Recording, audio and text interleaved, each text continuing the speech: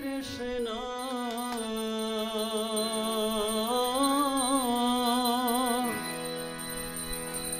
Hare Krishna,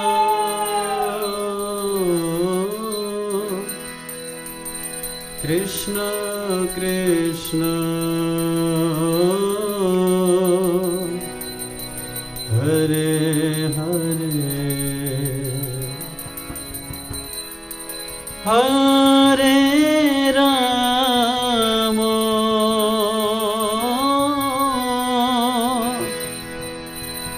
Hare Rama,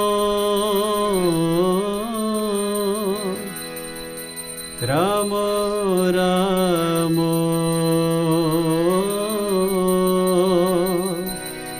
Hare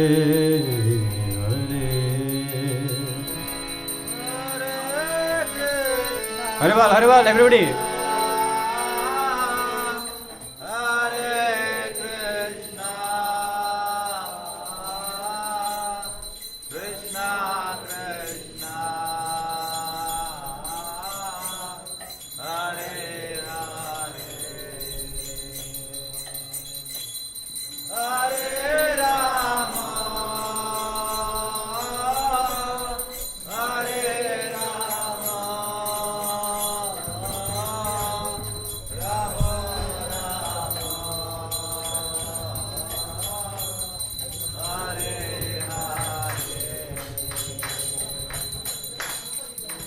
Hare Krishna,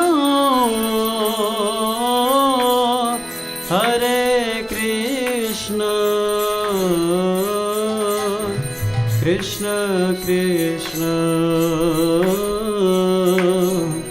Hare Hare, Hare Rama,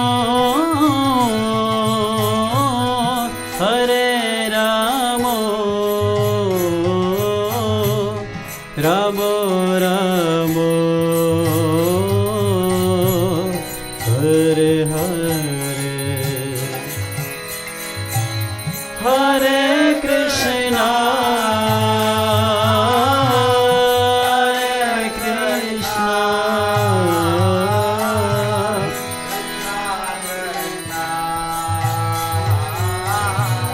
Hare Hare Rama, Hare Rama,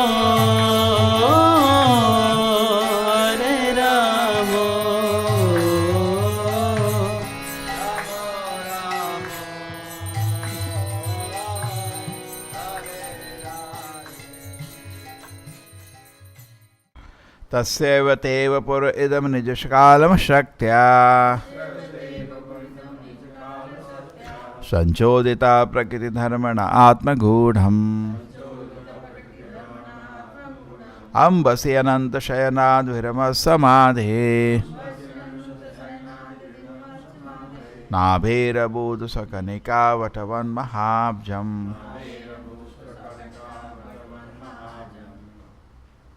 This cosmic manifestation, the metal world, is also your body. This total lump of matter is agitated by a potent energy known as Kala-Shakti, and the three modes of metal nature are manifested. You awaken from the bed of sea, Ananta, and from your navel a small transcendental seed is generated. It is from this seed that the lotus flower of the gigantic universe is manifested, exactly as the banyan tree grows from a navel of seed.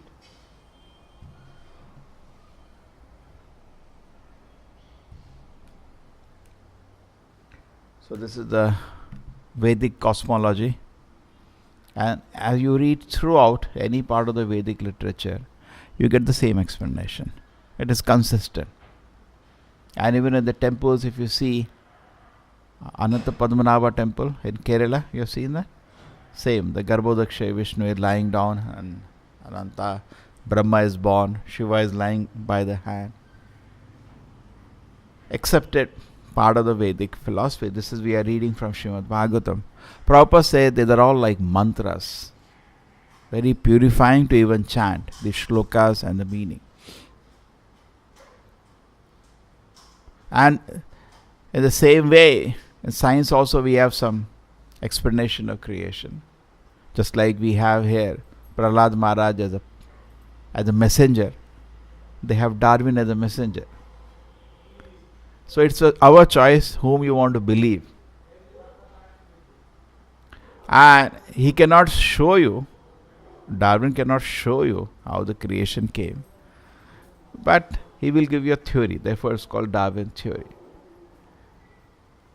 Here also a theory is given of creation. Secondly, this looks reasonable. Because creation always requires a creator. Sometimes, in some religions, there is just one line. Let there be creation, there was a creation. We accept that. We have no objection to that. But people want details. Correct? People are scientific now. They question how the creation happened. So here, one aspect is given. Actually, more details are given in other part of Bhagavatam. That how there is originally Krishna. Generally, people have an idea that Krishna is the incarnation of Vishnu. Correct? That is also wrong. See, when you read the Vedic literatures, we come out of the general understanding. We come to the fundamentals. Just like medicine. There is one common understanding of medicine that general public has. We have.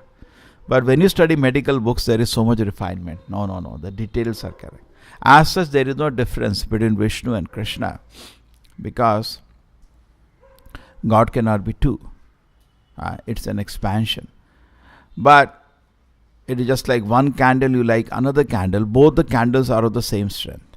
So we cannot, but still one is original candle. So Vishnu and Krishna, as such a potency, there is no difference. But still, the Vedic literature says Krishna is the origin. But common understanding is Vishnu is the origin. Right? How does that come? It comes because the world is managed by Vishnu. Vishnu, the third form of Vishnu. Three Purushas are involved in the creation. Krishna is not called Purusha, is called Mahapurusha. So this world is managed by Kshirodaksha Vishnu. That is his job. That is Paramatma in our heart. And he has a planet also in the Kshiroda Ocean. It is his business to manage this world. Whenever there is a problem, Brahma goes to him. He is accessible to the Devatas. In fact, they may not be able to see him. They go and pray Purushukta prayers on the shore of the Kshiroda Ocean. Correct? There's some people that chant Purushukta prayers also. And when he is happy, he responds to the prayer either by appearing personally or just happen in Krishna Lila. In the heart of Brahma, he'll give the message. He may not come. Brahma said, I got some Akashvani. He wants to say something. Okay? So that is the Kshirodaksha Vishnu's business to manage this world. So yada idai dharmasya glani bhavati is actually business of Kshirodaksha Vishnu, not Krishna. He can manage. He is Supreme Lord himself. He takes care of the whole thing. But sometimes there is one difference between Krishna and Vishnu is that Vishnu, when he approach, there is a gap. Vishnu, just like you go to Tirupati Balaji, the Vishnu, Narayana standing, there is a gap. You cannot play with him. He is the Lord, you are a servant. But that is not the sweetest form of the Lord, because Krishna form of the Lord is the sweetest. He allows intimate pastime with the devotees. He allows devotees. He comes under the protection of his devotees. Mother Yashoda feels, if I don't feed him, if I don't protect him, my child will die. She is thinking she has to take care of him. And Krishna allows that. He comes under the protection of his devotees. Even though he is the Supreme Lord, he enjoys that love of his devotees. Or the Gopa, there is called higher rasas called Madhurya Rasa, lover rasa of the gopis, and Vasalya Rasa, the child, and Sakhya, the friendship. These three rasas require us to forget he is God. Otherwise you can't have them. It will be artificial. Correct? If you are aware of his position, you cannot be friend. You will always be scared of him. So Krishna makes his intimate devotees for higher. He wants to relish. Finally, life is for fun. So God also will relish this higher three rasas with his devotees. So Krishna wants to show. Generally, people know dasya rasa in this world. Like Hanuman, they glorify. And I think most of the South Indian temples, Ramanuja Sampradaya, Not everything, but predominant mood of was dasya rasa. We are dasa of the Lord. Correct? Generally. But very little teaching is given about the Sakya, Vasalya, Madhurya rasa. Now, Krishna personally comes because he wants to bestow these three high rasas. He wants to show, you can have this also with me. Oh, interesting. So when Krishna comes, Krishna actually expands to Balaram. That's the sequence given. Balaram expands to Chaturvya, Sankarshana, Pradyumna, Aniruddha and Vasudeva. Then that again expands to Narayana. And Narayana expands to second set of Sankarshana, Pradyumna, Aniruddha and Vasudeva. And this Sankarshana of the second set expands to Mahavishnu. Mahavishnu, which is also known as Karnodaksha Vishnu, expands to Garbhodaksha Vishnu. Mahavishnu is the one lying on the causal ocean. From pores of the body, universes, seeds come out, which start expanding. Then he enters each universe separately as Garbhodaksha Vishnu, lies down in each universe on a water created by his own body, that's called Garbhodaka Ocean. And as lying down, the Ananta-Shesha comes to give him, this nice cozy bed. Just like yesterday discussing, sometimes we know as swimming, we enjoy lying in water, backstroke, and we comfortably lie for half an hour, feel very soothed. The water takes you up and down. So Lord also enjoys that, but Balaram assists him in that. Balaram assists all the pastimes of the Lord. The pleasure of service to Krishna starts from Balaram. He also enjoys the nectar of service to the Lord. So Lord lies down at Ananta. So he wants to lie down on the water, but Balaram immediately comes as this beautiful form of Ananta on which the Lord lies down. And from his navel of Garbhodaksha Vishnu, just like from a seed the banyan tree comes, a small sapling starts coming, and on that a beautiful lotus comes. On that Brahma is born, and through the stem the whole universe is situated. This is the Vedic explanation of the creation. And not only this is the explanation, it has books, standard books, which are not changed.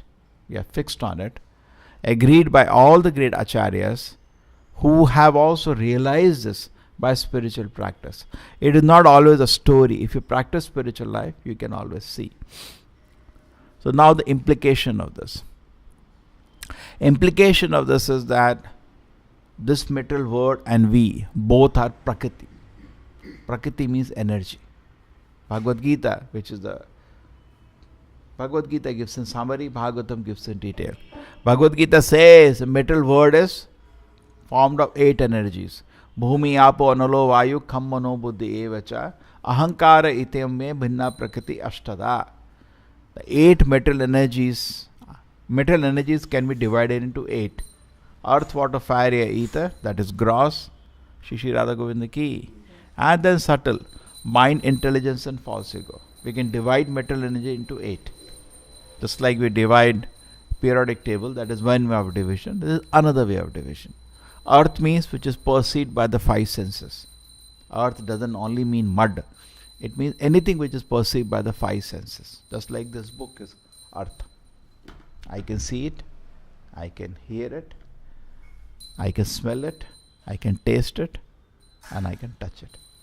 Water, 1 sense is reduced. Fire, 1 more is reduced. That's the sequence. Easy. Our mind, intelligence, false ego is subtle.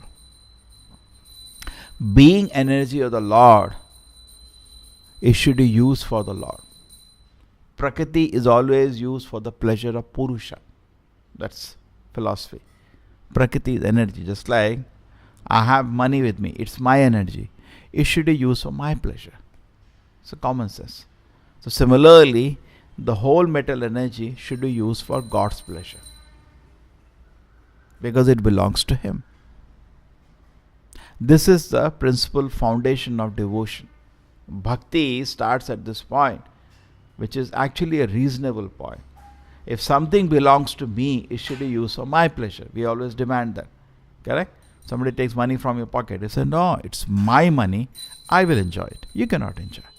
Just like when a plot of land you get, what does the law says? You are the enjoyer of the property. It says that. Technically the words are same. So you are the enjoyer of your energy because everything belongs to God. He is the enjoyer. Now in modern philosophy or the present day scientific temperament, this is not agreed. We feel this world, we are product of this world, of matter. And I am the enjoyer of this world. True? The whole. I am a product of matter. I don't identify with God at all. I am a product of matter. Somehow matter combined together, it gave birth to me. But Veda says wrong. It's wrong. It's reverse. Matter does not create spirit. Rather, spirit creates matter. Just like we take, there is an example of a lemon tree. Now in the lemon tree we see so many thousands of lemon are produced when the season is there.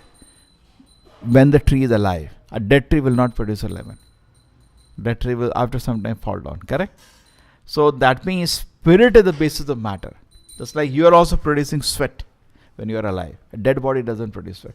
So because of spirit, matter can be produced. We don't produce material energy. We transform material energy. Shishi Radha Govinda ki. Energy is eternal. That Vedas also agree. But it is God's energy and we can transform it. Correct? So spirit can transform matter. But matter cannot create spirit. It has no. But today what we are feeling is that matter produces spirit. That is why the consciousness has become the biggest puzzle now in science. Some people say, I think mostly people say consciousness is some kind of a combination in the brain. But the big riddle has come now in modern science about plants. If you know, a lot of studies going on in the consciousness of the plants. Because plants were known to be almost like, it never says he or she, we say it. People even don't refer to it as a living entity and giving it no dignity. When in the Vedic culture, plants are given dignity. Tulsi is worshipped. So many other trees are also given respect. It's a person. It's not just a matter. It's conscious. And very interesting, I was studying yesterday. A lot of work on the plant showing consciousness. That how when a caterpillar comes and starts eating a leaf, the plant immediately does various things. Number one, it produces a toxin, so it stops eating. Number two, there are 1,000 varieties. Now they identified 1,000 varieties of odors it scents. A cocktail of different kind of smells, which attract a particular living entity to take care of it. You know, one kind of smell, it will bring one particular kind, a bird or something will get attracted and it will come there because of the smell and eat that thing. It has other kind of smells which are now SOS to other plants that we have a predator now come. Recently they had in South Africa, they had a problem. The problem was that they found a serial killer. There was some kind of a drought. So only plants were, most of the plants died. Only one kind of plant was alive. And these, you can say some animals, four-legged animal, like a deer, not a deer, little bigger. They were able to still eat these leaves. So these are hardly is able to, there is no water. But this plant, because of its whatever thing, big roots and all, was able to survive. And they were eating these plants. Suddenly they found all these animals are dead.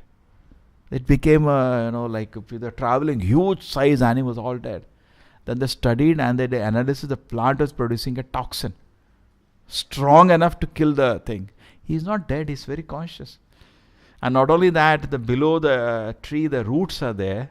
The roots communicate to other trees not only by smell, also through the roots.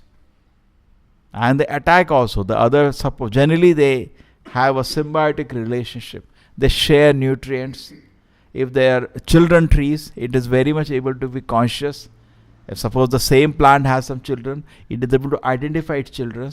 Just like an animal nurtures the children, it nurtures the children. And sometimes some plants are not very, just like some animals are always envious. Some plants they don't like, they kill, they put poison. So many things are happening. So they are conscious. This is conscious. So we are also conscious. We are not just a mind. So the question came from this, a very big repercussion. You said the consciousness comes from a brain. Plants don't have brain. There are no organs in plant, we know. So from where the consciousness is coming? This is big bewilderment now for the science. They have to really scratch. They're searching for brain now. Everybody knows there is no brain in the plant. They're searching. There is no brain. They say some combination of the neurons, it produces consciousness. Correct? Plant don't have brain. So many riddles it is coming to. But actually, they may go in circles trying to avoid the Vedic conclusion. But it is best to accept. It's a revelation from the Vedas. We are accepting a messenger, like Darwin and a messenger, and we take his word as the gospel truth. Why not accept the words of Prahlad Maharaj? This is much more reasonable, very reasonable. Okay? In the beginning, in any field, you have to accept the authority. But later, as you follow the authority, what they say becomes realized. Okay? So it is not a story, it is reasonable. And this worldview brings a lot of sanity. Because we all know when we are when we are servants of the God, there is unity. All of us accept that we are all servants of God. There is unity, there is peace. Because there is a common ground now. In the spiritual world, there are trillions of living entities. Total peace. In the material world, there is no peace because there is no common cause. But when we all agree that there is a common cause, we also become very peaceful. Srila Prabhupada ki.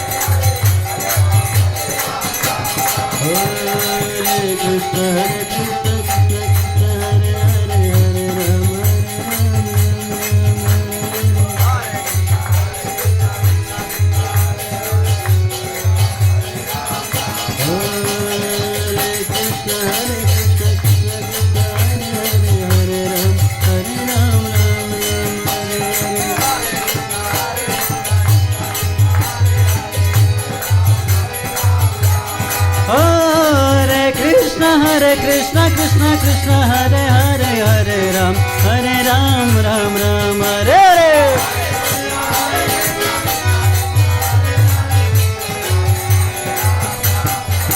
Hare Krishna, Krishna Krishna, Hare Hare, Hare Ram, Ram Hare Hare.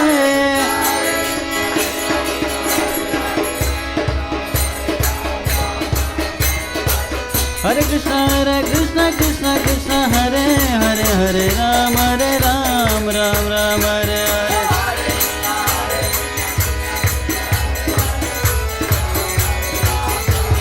Hare Krishna, Krishna Krishna, Hare Hare.